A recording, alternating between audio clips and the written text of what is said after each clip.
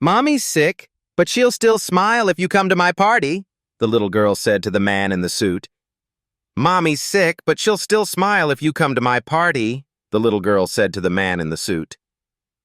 Logan Bennett had never believed in ghosts, but he often saw one anyway. Not the floating, translucent kind. No, the ghost of a little girl with cinnamon-colored curls and a laugh that used to echo through his penthouse in Tribeca. A daughter buried too young, too bright.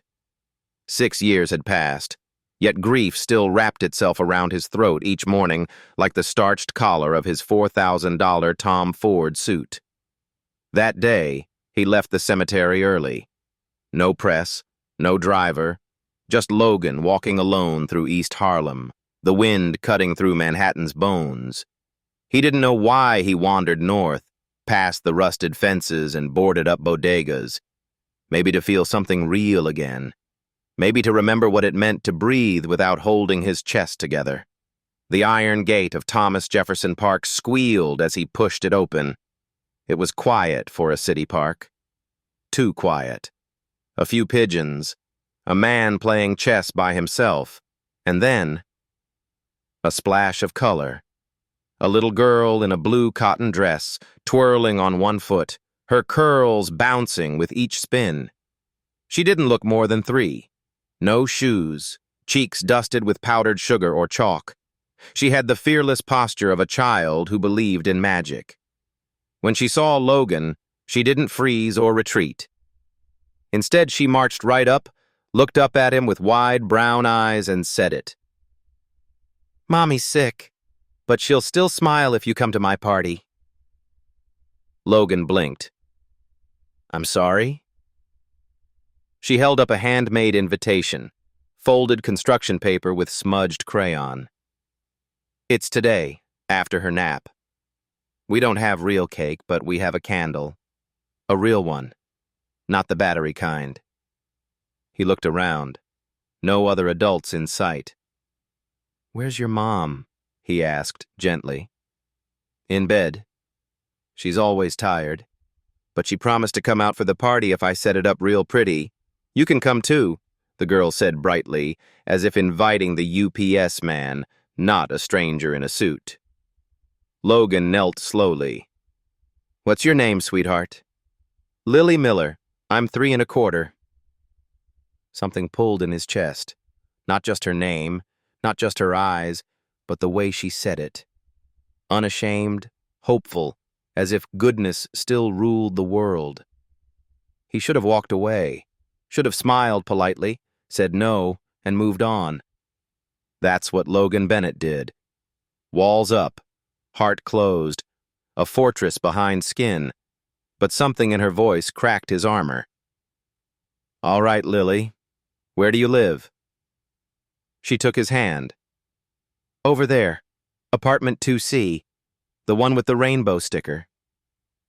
He followed her past the cracked sidewalk, past the flickering light above a rusted door, into the narrow stairwell of a building whose best years were half a century behind it. No elevator. The stairs creaked under his weight. She stopped at a worn door marked 2C, turned the knob, and tiptoed in.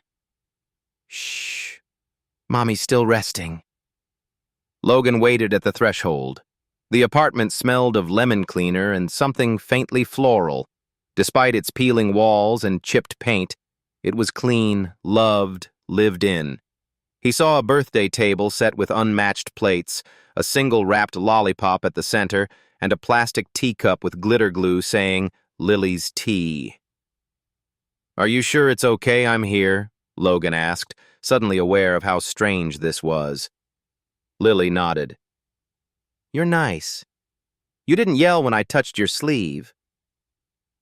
Logan looked down. There was indeed a tiny chocolate fingerprint on his jacket. He almost smiled. She pulled him inside and offered a plastic crown. You can be the prince. Mommy's the queen. I'm the boss. For some reason, he took it. Half an hour later, a woman emerged from the back room, pale, thin, wrapped in a faded cardigan. Her hair was pulled back and there were dark hollows beneath her eyes. But she stood with quiet dignity. "I'm sorry," she said softly. "Lily told me she invited someone. I didn't think she meant literally." Logan stood, awkward. "It's all right. I was just passing by." She offered a faint smile. "Grace. Grace Miller." He hesitated, then extended his hand. "Logan. Just Logan." No titles, no last name. He wasn't ready for her to Google him yet.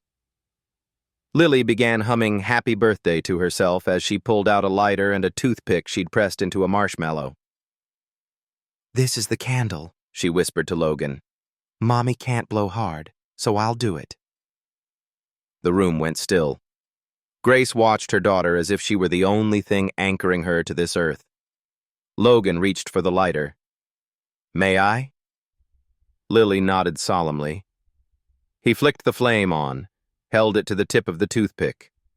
Lily leaned over and blew with all her might. The flame danced, then died. Grace clapped quietly. And Logan laughed. Really laughed. The kind of laugh that comes from somewhere unguarded and unburied. It surprised him. It surprised Grace, too. She looked up, stunned.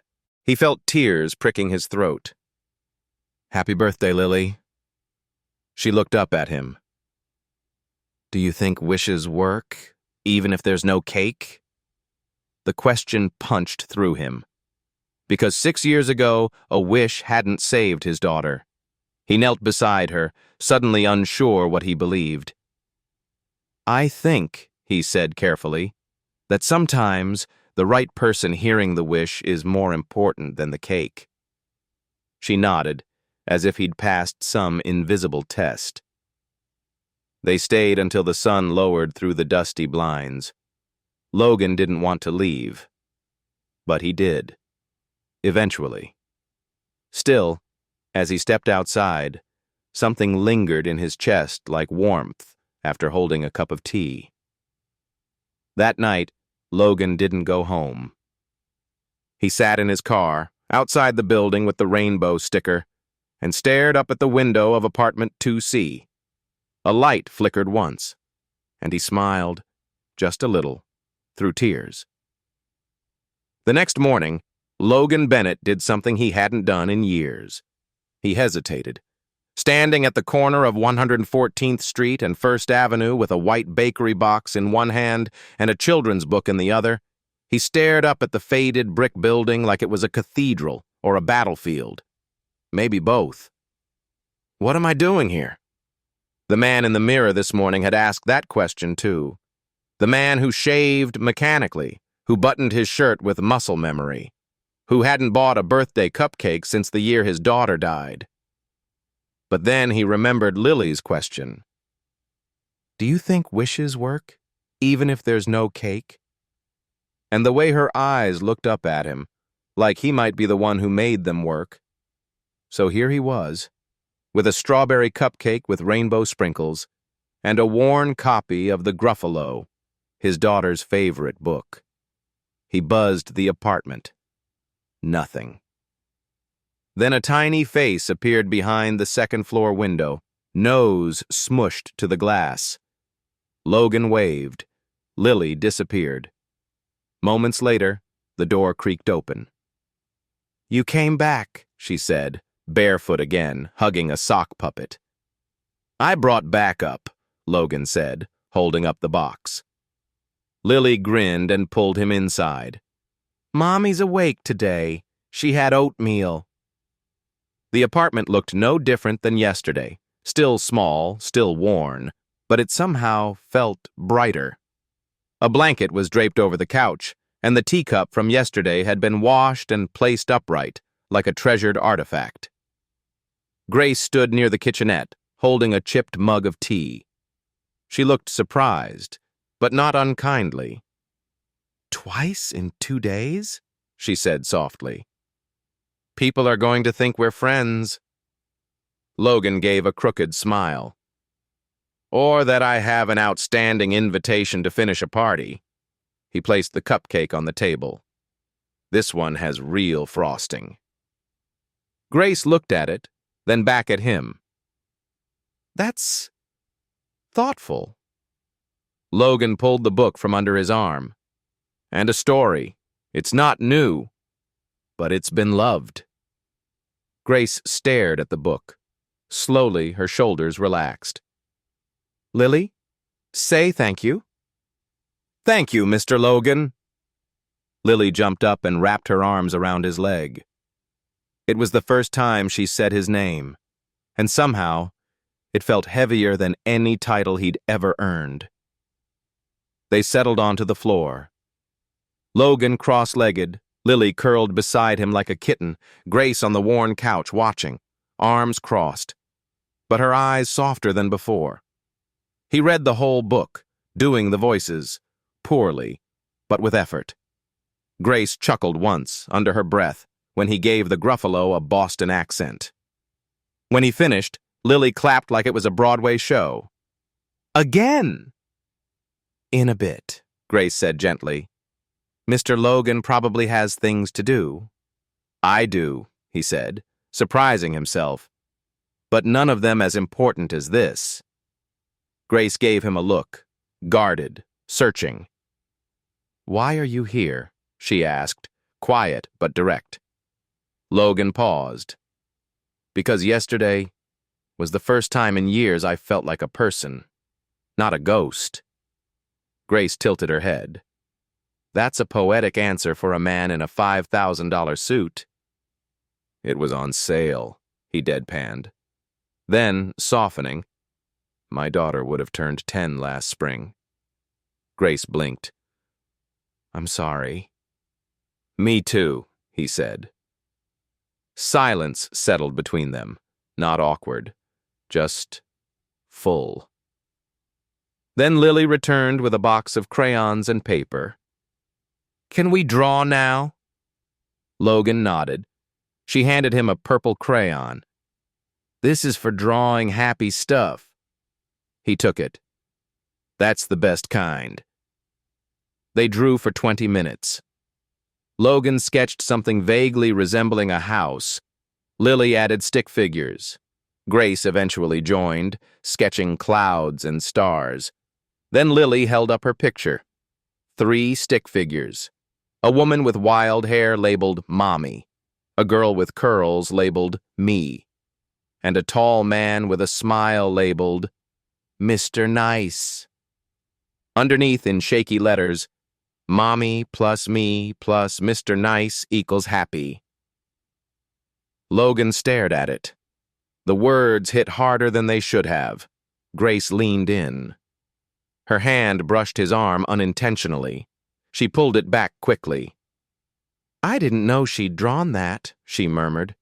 She usually just draws animals. She has a gift, Logan said quietly.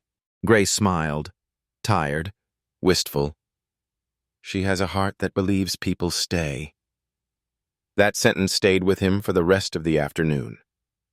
Before leaving, he handed Lily the book.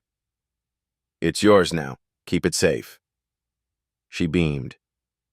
We'll read it when Mommy's tired again, but I'll do the voices this time. Logan turned to Grace. Would it be all right if I stopped by again sometime? Grace hesitated. Why? He thought for a moment. Because I think you're both teaching me how to breathe again. She didn't smile, but her eyes did. Then come back on Wednesday. That's when the library truck comes. Lily loves stories. He nodded. Wednesday it is. When he reached the door, Lily rushed after him with the picture. Don't forget, she whispered. We're happy now. He took the picture, folded it carefully. And when he stepped outside, into the chilly air of East Harlem, Logan Bennett, real estate tycoon, widowed father, man once called the Iron Suit by the Times, felt something in his chest unlock. For the first time in 6 years, he didn't just look like he had somewhere to be. He wanted to be there. Manhattan rose before him like a steel cathedral, cold and clinical. Logan Bennett stepped out of the town car and adjusted his collar against the biting November wind. His hair was still slightly tousled from the morning. Lily had tried to style it with a pink plastic clip shaped like a butterfly before he left East Harlem. He didn't have the heart to say no. Now, as he stood beneath the mirrored glass facade of Bennett Real Estate Holdings, he checked his reflection. The clip was gone. The suit was perfect. The face, unreadable. Mr. Bennett, his assistant Darren, greeted him as the doors whooshed open. Boardroom in 10. The Haven project is at the final sign-off phase. Everyone's on edge. Logan nodded but said nothing. His steps echoed through the polished marble lobby. On any other day, this would have been a victory. The culmination of a 5-year strategy to redevelop the forgotten blocks of East Harlem. Now, every floor he rose in the elevator felt heavier. Inside the boardroom, 12 executives sat around the table, each with tablets and charts, waiting for Logan to signal the kill shot, approval for full-scale demolition of the old housing complexes. Gentlemen, ladies, he began, voice clipped. Before we vote on final clearance, I want to revisit the community impact metrics. We're not moving forward until we've re-examined the social displacement models. A pause, then tension. Robert Mendez, COO, frowned. Logan, we've already had the lawyers review the contracts. This neighborhood's been labeled unsustainable by the city itself. Logan leaned forward. So were the Lower East Side 10 years ago. And now it's million-dollar condos. But we don't measure value by people, do we? Only price per square foot. Sir, Darren cut in carefully, this change in direction would push back the timeline by at least 18 months, not to mention the press pushback and shareholder anxiety. I understand, Logan replied. But I've walked those streets. I've met the families. They're not just numbers. Some of them are children who draw stick figures and think an apartment without heat is still a castle because their mom smiles through it. The room went silent. No one knew what to say to a man who had never, in a decade, spoken about anything but margins, projections, and land value, now talking about drawings and children. Robert broke the silence. Is this personal? Logan didn't flinch. It should be. A few of the younger board members exchanged uncertain glances. Then came the whispered question from the legal advisor, barely audible across the polished table. Are you seeing someone from the area? No, Logan replied evenly. And it wouldn't matter if I were. I'm telling you, we're not leveling that complex until we fully understand who lives there, what they need, and how to help them without erasing them. The team reluctantly agreed to delay the vote, just 2 weeks, enough to gather additional data. But Logan knew the truth. He was buying time, not for the company, but for her, for Grace, for Lily. He left the meeting before anyone could question him further. Back in his office, floor 47 corner suite with sweeping views of Central Park, Logan sat down and pulled open the drawer he hadn't opened in 6 years. Inside was a folder labeled Isla, his daughter's name. He didn't open it, just stared. He picked up the phone. Darren, can you get me a breakdown of all leaseholders at the East 115th complex? And don't go through corporate, I want it quiet. Yes, sir. Logan hung up and leaned back. His eyes drifted to the picture Lily had given him, now pinned beside his monitor. Mommy plus me plus Mr. Nice equals happy. Mr. Nice. That's what she'd called him. Not Mr. Bennett, not Logan, not Sir, just Mr. Nice.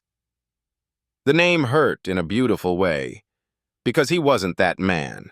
Not yet. That evening he didn't take the car. He took the subway. No driver, No press. Just the F train uptown, surrounded by people who didn't know or care who he was. By the time he arrived at apartment 2C, the hallway light was flickering again. He made a mental note to call the superintendent anonymously. Grace opened the door. She looked more rested, hair tied up, a soft sweatshirt hanging off her shoulder. She blinked in surprise. "You're early," she said. "I brought tea," he said, "and some storybooks, the kind with lift the flaps. I was told those are very advanced literature." She stepped aside. "Lily's napping, but you can come in." He did. The apartment smelled like cinnamon and laundry. Logan noticed a folded blanket on the couch, a coloring book half finished. The quiet peace of a home built on nothing but love. They sat at the table, each holding a mug. Grace finally asked, "What do you do, Logan? For work?" He paused. "I manage properties." Not a lie, but not the whole truth. "I figured something like that," she said, sipping. "You have that look." "What look?" she smirked. "The kind that hasn't stood in a food pantry line or called the electric company crying. The kind that knows how to make other people nervous in elevators." He chuckled. "I suppose I do." She looked down at her cup. "You don't have to pretend to be one of us, you know." Logan's expression sobered. "I'm not pretending. I just didn't know I needed to remember what it feels like to sit in a room with people who are still real." Grace looked up. "You talk like someone who's lost something." He met her gaze. "I have." For a moment, their pain touched in silence. Nothing spoken. Everything understood. As he got up to leave that night, Lily stirred from her nap and sleepily waddled out, arms raised. He picked her up instinctively. She curled into him like it was the most natural thing in the world. Grace stared, not with suspicion, but with something else, something beginning to thaw. He whispered, "She smells like cinnamon." "She always does," Grace replied softly. He carried Lily back to bed, tucked her in, and turned to leave. Before he walked out, Grace said, almost too quietly to hear, "Thank you for not asking to be more than what you already are." Logan paused at the door. "I don't need to be more. I just need to keep showing up." And he did.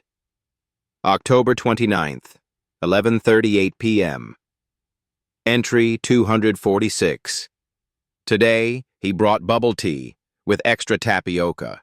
Lily drank hers so fast she hiccuped through story time. I haven't heard her laugh like that in weeks. I should be grateful. I am. But I'm also cautious. Who is this man? And what does he want? Grace Miller closed the worn, leather-bound journal and placed it back in the drawer under her bed, tucking it beneath a folded nightgown and a sock missing its pair. She stared at the ceiling of apartment 2C, its water stains like islands drifting in a pale sea. The radiator hissed softly, a tired old soldier warming a room that rarely stayed warm. Logan Bennett had returned 4 times in 10 days, sometimes with books, sometimes with cupcakes, once with a mini lantern when the hallway lights failed again. And every time, he sat on the floor like it didn't bother him, like her peeling linoleum wasn't a downgrade from his tailored suits and mystery life. Grace wasn't naive. She'd seen men like him before, charming, gentle, interested, until they weren't, until they disappeared. Or worse, until they asked for something back. She glanced at Lily, sleeping peacefully, curled around a stuffed rabbit with one eye missing. Logan was changing things, not just in the apartment, in her. He made the walls feel less necessary, and that scared her more than the illness. 2 days later, Logan arrived with a box of library books and a tiny potted plant. "For your windowsill," he said simply, placing the plant next to the cracked dish Grace used to hold paper clips and rubber bands. "Something green." Grace raised an eyebrow. "You know this apartment doesn't get much light." "Some things grow better in the dark," he said, then added, "So I'm told." He was getting better at deflecting. They drank tea while Lily colored quietly on the rug. Grace watched the way Logan looked at her daughter, not with pity, not with obligation, but presence. And still, a quiet drumbeat in her chest. Don't trust it. Don't trust hope. That night, Grace opened her journal again. November 1st, 12:07 a.m. He fixed the hallway light. I don't know how he got the super to listen, but it's working. Lily called him a light bringer. She wasn't wrong. I keep waiting for the catch. What if the catch is me falling into this? Falling. Her health was declining again. She didn't say it aloud, not even in ink. But she felt it. The heaviness in her chest, the dull ache in her spine. Her legs went numb twice that week while standing at the sink. She'd skipped her last appointment at Mount Sinai. She couldn't afford the cab, much less the tests. And she couldn't afford for Lily to know. So she smiled, kept brushing her daughter's hair, kept washing dishes slowly, like nothing was changing, because if she stopped, everything would crumble. Logan started noticing. "Are you feeling all right?" he asked one afternoon, after watching her sit down more than usual. "Just tired," she said quickly. "Do you need anything?" Grace hesitated. The question wasn't loaded. It wasn't romantic. It wasn't transactional. It was just real. And that somehow made it harder to answer. She looked away. "You've done enough." He nodded. "Okay. But I'm still here."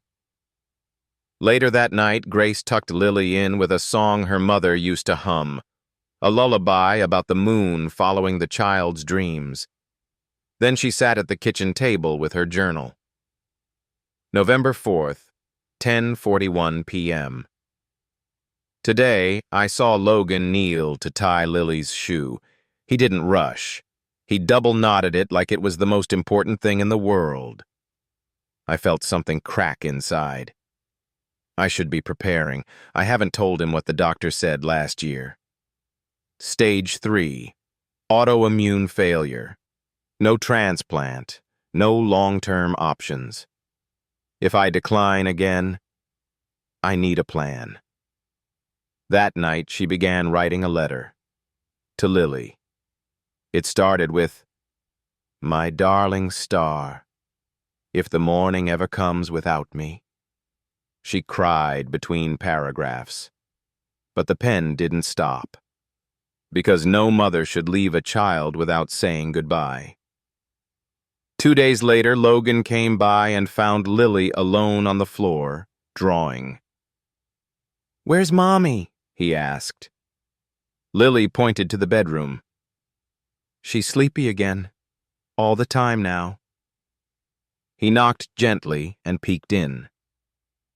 Grace was pale, damp with sweat, clutching the blanket like it anchored her to the earth.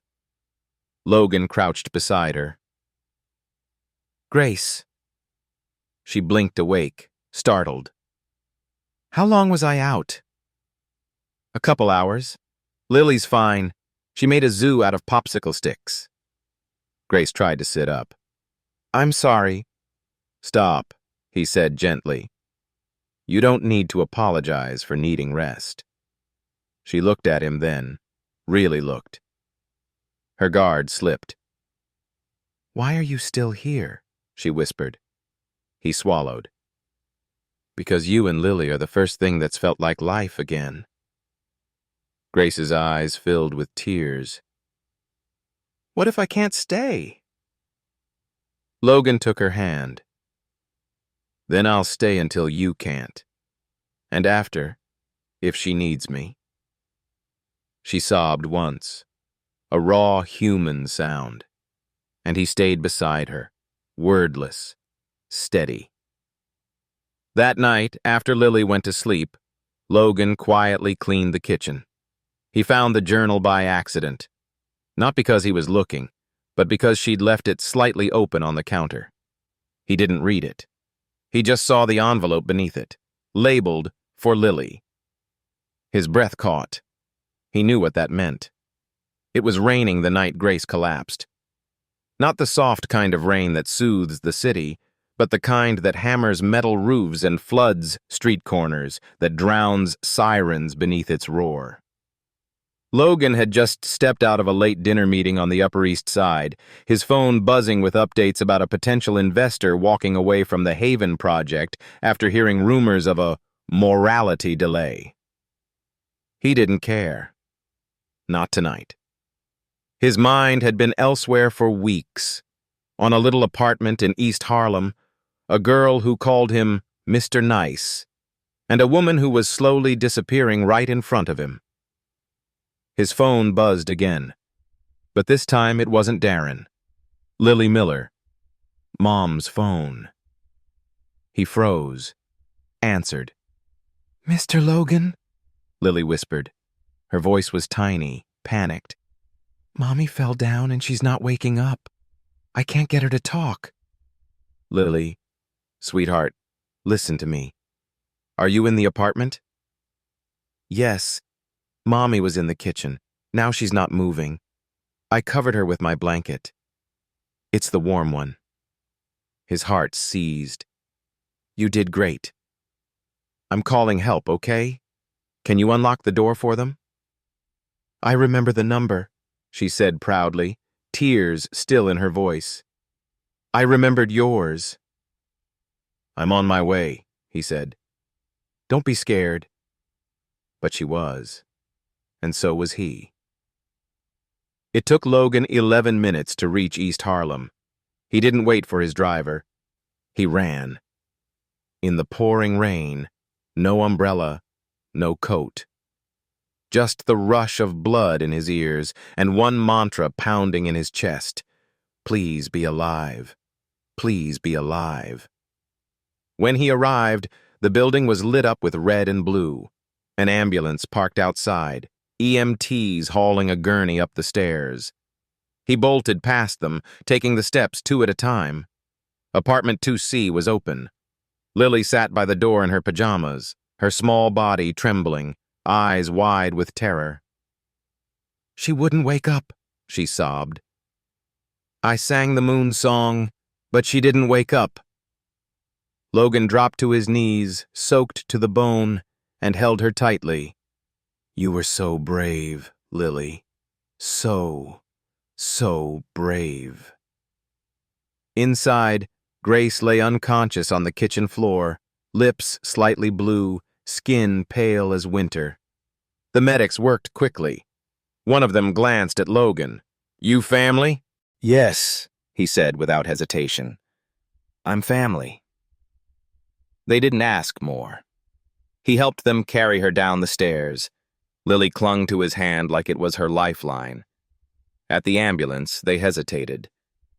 "We can't take the child unless—" "She's coming with me," Logan said. "I'll sign whatever you need." Lily rode beside him, silent now, holding his sleeve tightly as the sirens screamed toward Mount Sinai Hospital. Grace was rushed into emergency care. The words came fast and sharp. Autoimmune collapse. Suspected adrenal failure. Blood pressure dropping. Lily sat beside Logan in the family waiting area, coloring on a clipboard the nurse had handed her, but her hands shook too much to stay in the lines. Logan stared at the swing doors. He hadn't stopped shaking since he left Midtown. After an hour, a doctor approached, mid-40s, dark circles, steady eyes. "You're listed as emergency contact?" "Yes," Logan said. "She's been sick for a while. I didn't know how bad." "She didn't tell anyone," the doctor replied. We suspect she's been living with progressive immune system degradation for over a year. Her marrow isn't regenerating white cells. She needs a bone marrow transplant. Logan stiffened. Can she get one? We need a match, and fast. Without it, she won't stabilize. Her immune system can't fight. Time is very limited. How long do we have? Hours, not days. The words hit like gunfire. I want to be tested, Logan said immediately. The doctor blinked. You're not a relative? I don't care. Test me. Now. It took 2 hours for the labs to come back. Logan sat in the sterile hall with Lily curled against him, sleeping with her head on his lap, her hair damp with sweat and tears. When the doctor returned, Logan stood. You're a near-perfect match, he said, clearly stunned. That's statistically very rare for non-relatives. I'll do it. We'll have to begin prep within the hour. Do it. He looked down at Lily. She doesn't know what's happening yet. I'll take care of her, Logan said, voice gravel. And her mother. The marrow extraction was painful, more painful than Logan expected. But he didn't flinch, didn't ask for sedation, didn't ask how long it would take. He watched through the glass as Grace lay unconscious, monitored by machines and tubes, unaware that the man who once destroyed city blocks with signatures was now bleeding for her survival. He didn't tell Grace. He didn't want her gratitude. He just wanted her to live. The next morning, Lily woke in the hospital family lounge. A nurse had braided her hair and fed her cereal. Logan was already up, pale but upright, sipping weak coffee from a paper cup. Is Mommy better? Lily asked. She's still sleeping, but the doctors say she's fighting really hard. Lily nodded solemnly. She's strong, even when she's soft. Logan smiled faintly. Just like you. That afternoon, the nurse allowed Lily to visit the ICU, as long as she stayed quiet. She tiptoed in, her little shoes lighting up with each step. Grace lay still, hooked to monitors, her face peaceful. Lily brought her stuffed bear, patched with tape, and tucked it beside her mother. Then she looked at the corner chair where Logan stood, silently. She took off her tiny hoodie, folded it carefully, and draped it over the bear's back. It gets cold in here, she said. The bear's gonna take care of her until you do. Then, with the wisdom only small children possess, she added, but I think you're already doing that. Logan turned away so she wouldn't see him cry. The machines slowed their beeping. The pale in her cheeks faded. Grace Miller opened her eyes to the quiet rhythm of an ICU room. Monitors ticking, air filtering, plastic curtains swaying faintly from the HVAC. It was 2 days after the transplant. At first, she didn't recognize the ceiling, or the light, or even the pillow. But then came the sharp memory, her knees buckling, the floor meeting her body, Lily crying in the background. And then, his voice. Logan. She tried to sit up, wincing as her back reminded her of how much her body had gone through. A nurse rushed in, smiling gently. You're awake. That's a very good sign. Grace's voice was a whisper. My daughter. She's here. She's safe. She's with Mr. Bennett. Grace blinked. Mr. Bennett? The nurse hesitated. Yes, Logan Bennett. He's been here since you arrived. Hasn't left.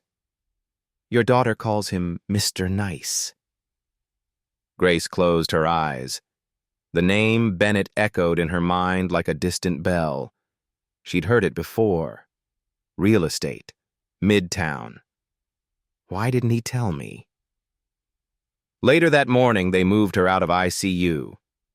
She lay in a recovery room that overlooked a sliver of the East River, the light from the water casting shimmers on the wall. Lily came running in first, arms wide, squealing, "Mommy! Mommy, you're up! I knew you would be!" Grace caught her daughter, even as tears blurred her vision. "I'm okay, baby. I'm okay." Then Logan entered. He looked tired, unshaven, eyes shadowed, but present, more real than ever. He brought a bouquet of wildflowers in a paper cup. "I wasn't sure what kind you like," he said awkwardly. Grace looked at the flowers, then at him. "How long have you been here?" "Since the ambulance," he said. "Lily was incredible. She remembered my number." "I don't remember much." He nodded. "Your body was exhausted, but you're healing now." She studied him, really studied him. "Who gave the transplant?" There was a pause. His eyes drifted toward the window. "A donor." "Don't do that," she said sharply but softly. "Don't protect me from kindness." He met her eyes again, steady this time. "I did." Grace covered her mouth with her hand. "Why?" "Because I could," he said. "Because I wanted to. Because you matter. Because Lily needs her mom. And because—" He faltered, his voice lowering. "You both brought me back to life before I ever brought you here." Silence bloomed between them, thick but not heavy. Lily crawled up beside her mother and whispered, "He's the best lightbringer, Mommy." Grace stroked her daughter's hair, then looked at Logan. "I have a question." He waited. "Did you do all this because you wanted something from us?" The air held its breath. "No," Logan said. "I did it because I've spent the last 6 years trying to build towers that could hold my grief. They never did. But then I walked into apartment 2C, and for the first time I didn't want to escape anymore." Grace's voice cracked. "You lied about who you were." "I did," he admitted. "I didn't want to be a CEO when Lily handed me that drawing. I just wanted to be the man she saw." Grace nodded slowly. "And what do you want to be now?" Logan stepped closer to the bed. "I want to be the man who shows up. Every day, no matter what." Lily interrupted, lifting her head. "Does that mean you're staying for tea time forever?" Logan smiled. "If I'm invited." "You are," she said proudly. "But you have to read the Gruffalo in a funny voice again." In the following days, Grace's strength returned gradually. She began walking short distances, sitting up longer, feeding herself. The color came back to her face. One afternoon, Logan found her sitting on a bench in the hospital garden, a blanket over her legs, a journal in her lap. She closed it as he approached. "You still writing?" he asked. "I am," she replied. "Mostly letters to Lily. Some days I write like I might not get another chance. I guess now I write because I do have one." He sat beside her. "You were never just someone passing through, were you?" she asked. "No," he said, "but I didn't know I was staying until you both made room for me." She looked down at her hands. "I'm scared." "Of what?" "Of letting myself believe you'll stay." "I'm scared too," Logan said, "of not being enough when you do." They sat in silence. Two people who had lost so much. Slowly learning that healing doesn't always come from grand gestures, but from the slow, faithful act of showing up. The day before she was discharged, Lily came skipping into the room with a crown made of juice box straws and tape. She placed it gently on Grace's head. "You're better now, so you're the queen again." Then she gave Logan a paper star. You're the helper of the queen. Logan bowed. An honor. Grace laughed. It was full and unguarded. She reached out and took Logan's hand. Thank you for choosing to be here. Not because I needed you, but because you wanted to be. He laced his fingers through hers. There's nowhere else I'd rather be. The blackout hit East Harlem just after sunset. One moment, the apartment glowed with the amber warmth of a floor lamp and the soft blue hue from Lily's fairy nightlight. The next, everything blinked out. The room fell into silence. No hum of the fridge, no quiet whir of the radiator fan, no buzzing light overhead. Just stillness, and the quick gasp of a little girl. "Mommy?" Lily whispered. Grace looked up from the couch, heart skipping. "It's okay, baby. The power just went out." Lily grabbed her stuffed bear and held it tightly. "Did the lights go to sleep?" Grace smiled faintly. "Maybe. Maybe they needed a little rest." Then came the sound of footsteps, measured, confident, echoing up the stairwell. 3 knocks on the door. Grace didn't even have to ask who it was. She opened the door to find Logan standing there with a flashlight tucked under one arm, a thermos in one hand, and a paper bag in the other. "I heard the block went dark," he said. "Thought I'd check on my favorite apartment." Grace arched a brow, amused. "How many apartments are you checking on tonight exactly?" "Just one," he replied, then added softly, "The only one I care about." She stepped aside without a word, letting the flashlight's gentle beams sweep across the small apartment. Lily leaped into Logan's arms the moment he came inside. "You brought light," she whispered into his neck. "I brought cookies too," he whispered back. With flashlights perched in empty mugs and a string of old battery-powered Christmas lights that Logan found in their hallway closet, apartment 2C glowed again. Dimly, warmly, like a secret cottage carved into the night. They sat cross-legged on the rug. Logan poured peppermint tea from the thermos into mismatched mugs. Lily munched on star-shaped cookies. Grace leaned back against the couch, wrapped in her old flannel blanket, her color returning more each day. "This," Lily declared, "is a royal emergency tea party." Logan saluted. "Yes, Your Highness." Grace smirked. "I thought I was the queen." Lily shook her head. "Not tonight. Tonight I'm the princess of the dark, and Mommy is the light queen, and you," she pointed at Logan, "are Sir Cookie." "Best title I've ever had," Logan said with a bow. They played by flashlight. Logan made up a story about a princess who lived in a tower powered by glow bugs and had to find her way through a land of shadows to find the moon's smile.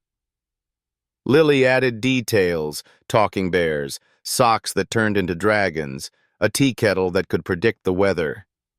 Grace laughed so hard she had to wipe tears from her eyes. There, in the dark, surrounded by cracked walls and flickering battery lights, it felt like a palace. Later, after Lily had fallen asleep beside a stack of coloring pages, Grace and Logan sat on the floor in silence. The only sounds were the quiet ticking of a wind-up clock and the distant sirens out on the First Avenue. "She's going to remember this night," Logan said, looking at Lily. Grace nodded. "Not the blackout, though.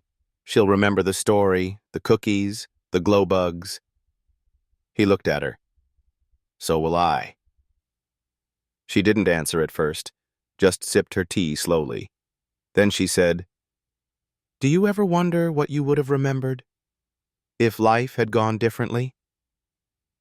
Logan exhaled, long and low. "All the time." Grace looked down. "I keep wondering what's next. What happens when the light comes back and things go back to normal?" He reached across the space between them. His fingers brushed hers. "Maybe this is normal now." Grace let the silence settle around his words. Then she whispered, "I'm scared of how much I like you being here." Logan's eyes didn't waver. "I'm scared too." She met his gaze. "I'm scared," she said, "because I'm not strong enough to lose someone else, and every time you show up, I want to believe you'll keep showing up. But I've learned what happens when people make promises they can't keep." Logan swallowed.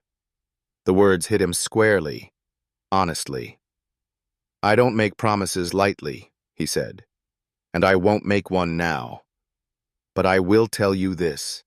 Since the moment I met you both, I've stopped looking for a way out."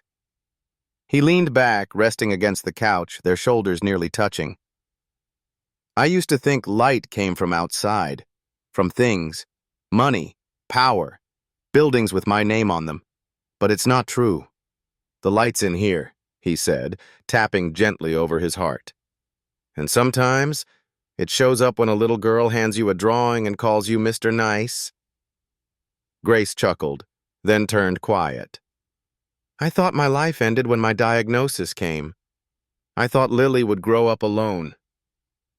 She won't." Grace looked at him.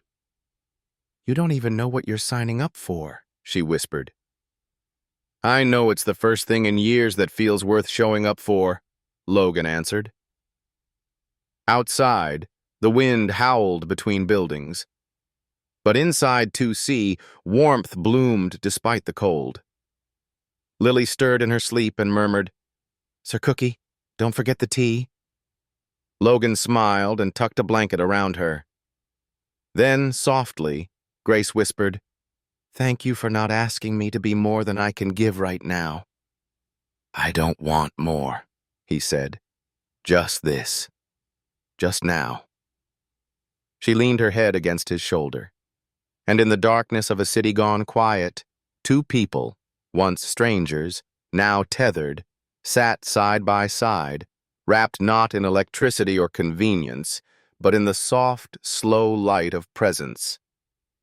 The first sign of trouble came not from a knock on the door, but from the hallway whisper of neighbors. It started with an older woman from 2B, muttering to someone on the stairs. "Did you hear? The CEO of Bennett Holdings was spotted coming in again last night. The one behind that Haven project that's supposed to wipe this whole place clean." Grace heard it through the thin apartment walls. She froze mid-fold, Lily's pajama top still warm in her hands. She didn't want to believe it. But that night, when Logan arrived, on time, as always, with a small bag of coloring books and Lily's favorite chamomile tea, she couldn't look at him the same.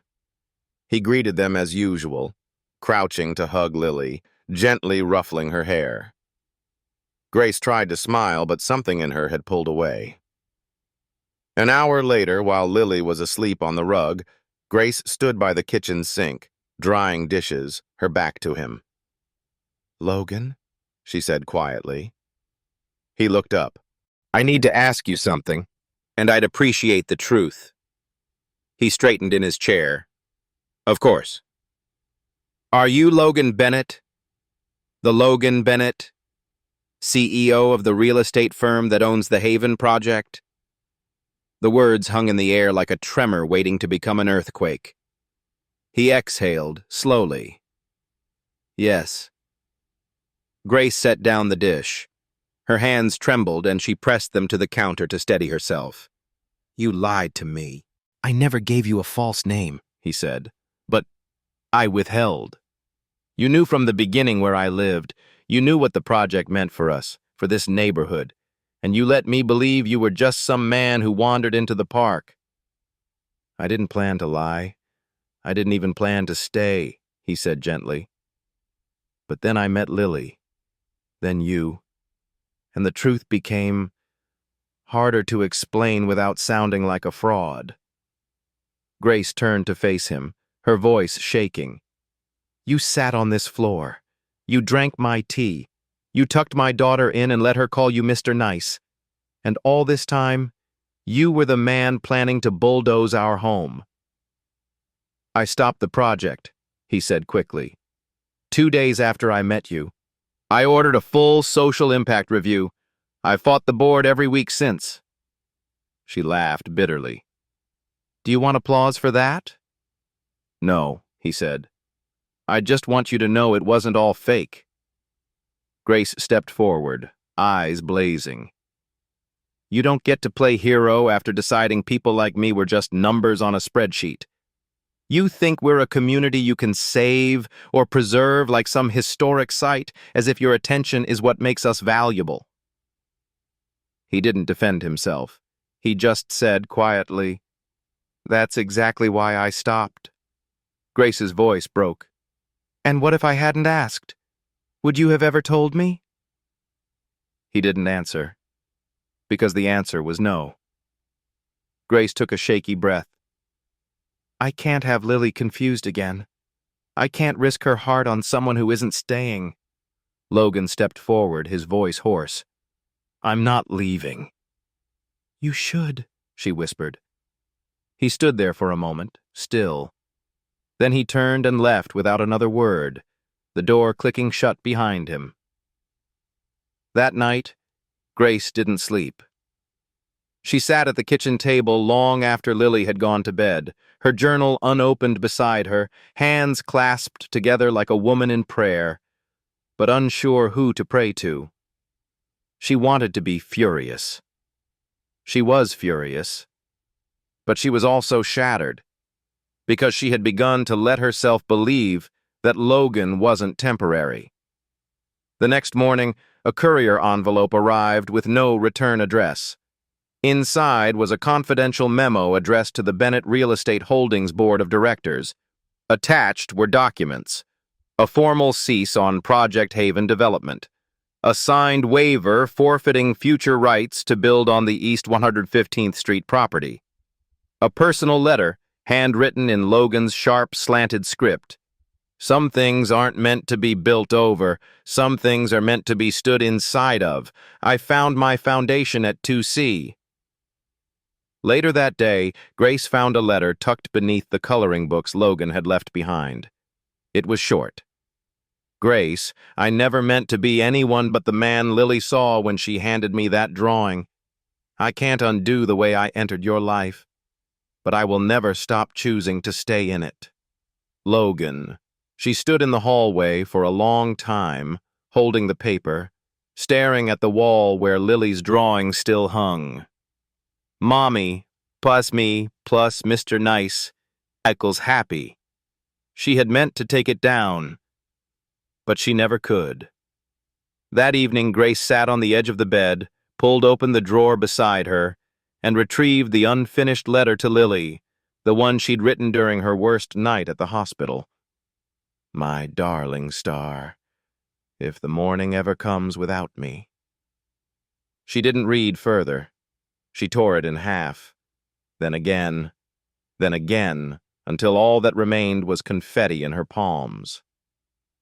2 days later, Logan stood outside the building. He hadn't returned since the night she sent him away. But he was still there, every day, across the street, watching the window, hoping to see the rainbow sticker in the corner. When the door finally opened, it was Lily who stepped out first. She wore her rain boots even though it wasn't raining. She held a paper crown in one hand. Grace followed behind her, wrapped in her coat. Her eyes met his across the street. She crossed first. He waited, not daring to speak. Grace looked up at him. "I read everything. I saw the memo.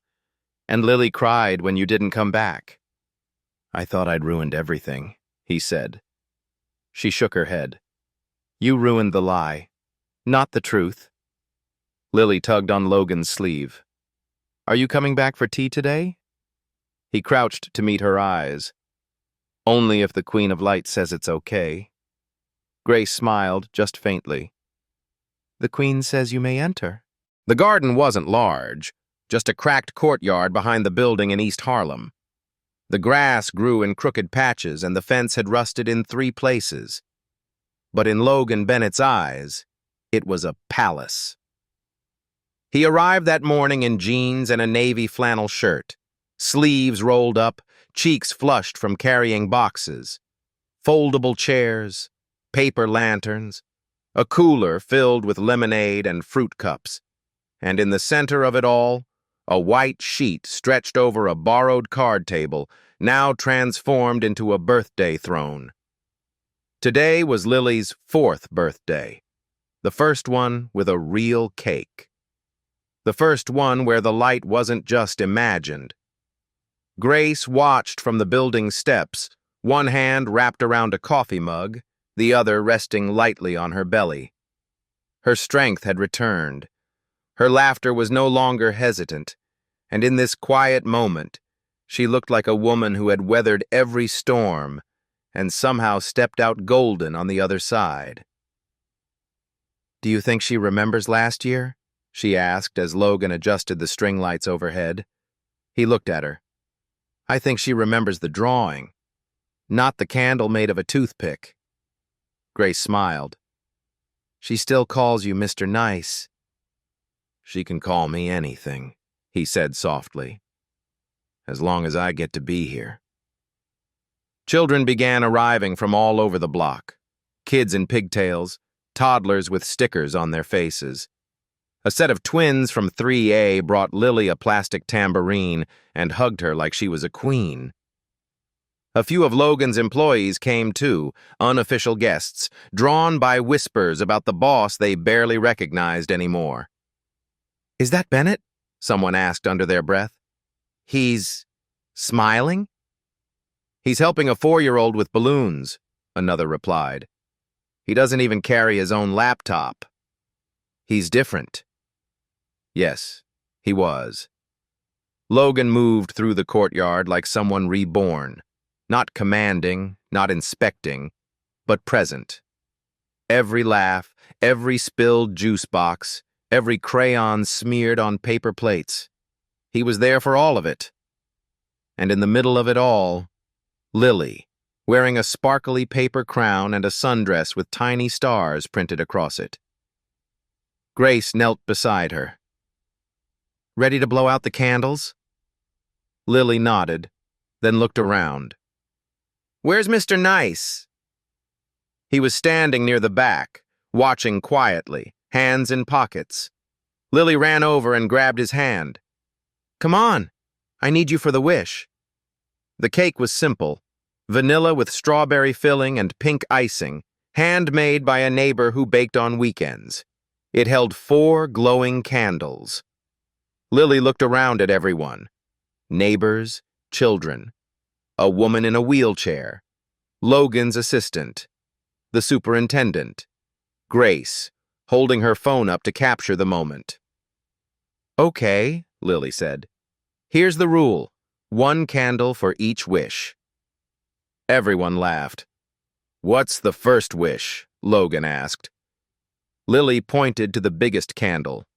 "That Mommy never gets sick again." Grace felt her throat tighten. "The second one?" he asked. "That Mr. Nice never moves away." He squeezed her hand gently. "The third?" "That I can learn to draw people with fingers, not just sticks." Grace chuckled. "And the fourth?" Logan said. Lily leaned in and whispered something only he could hear. He blinked. Tears filled his eyes. Then she blew them all out in one breath, and everyone cheered.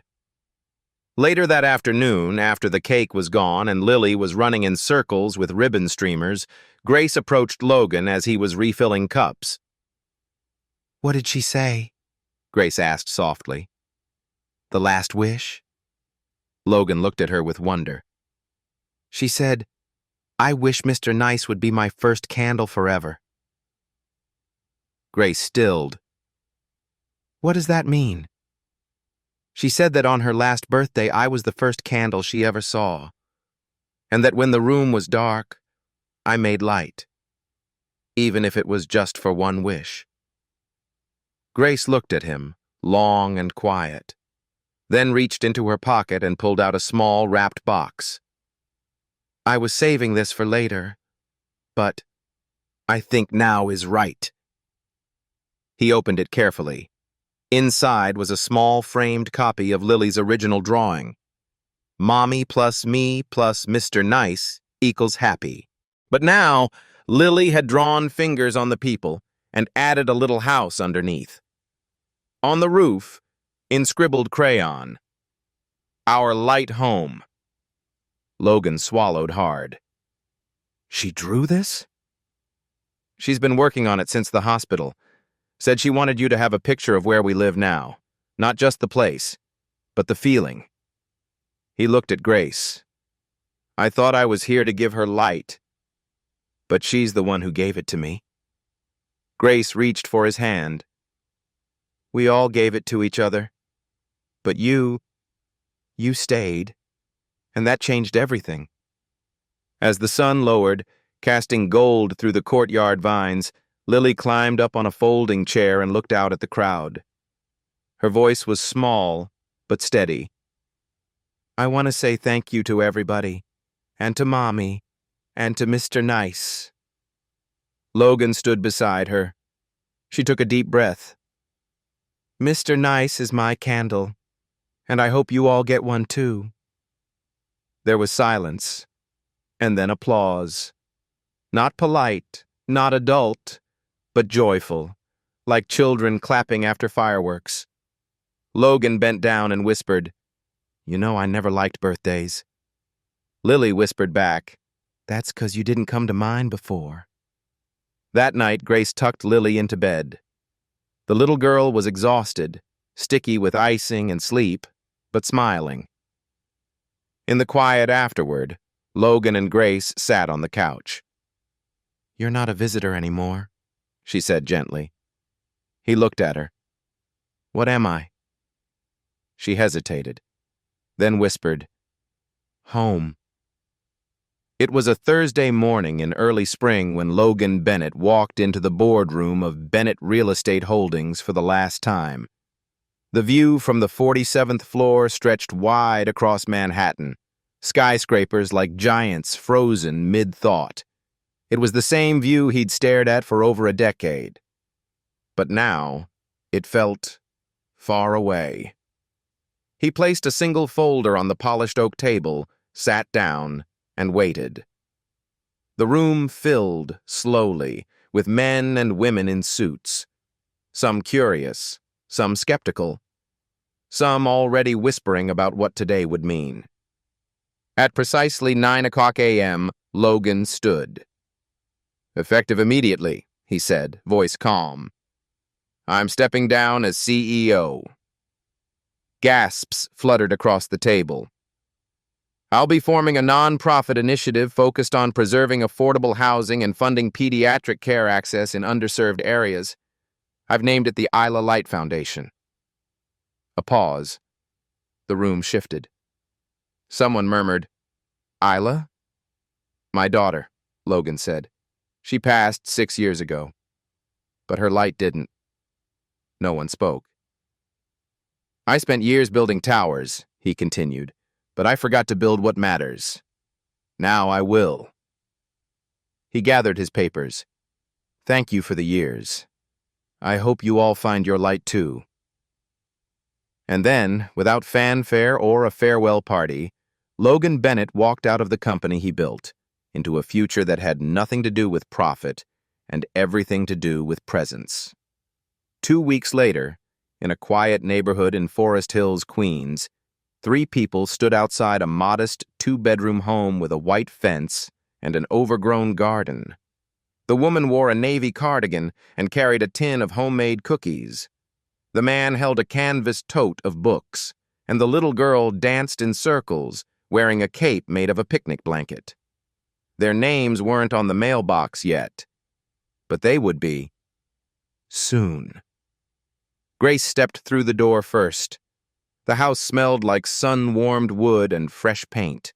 It had no fancy kitchen, no penthouse view, no marble floors, but it had light, real, soft, natural light spilling through every window. She walked into the living room and stood still. Logan appeared beside her, setting down the books. It's not big. No, she whispered, smiling, but it's enough. Lily ran into the hallway.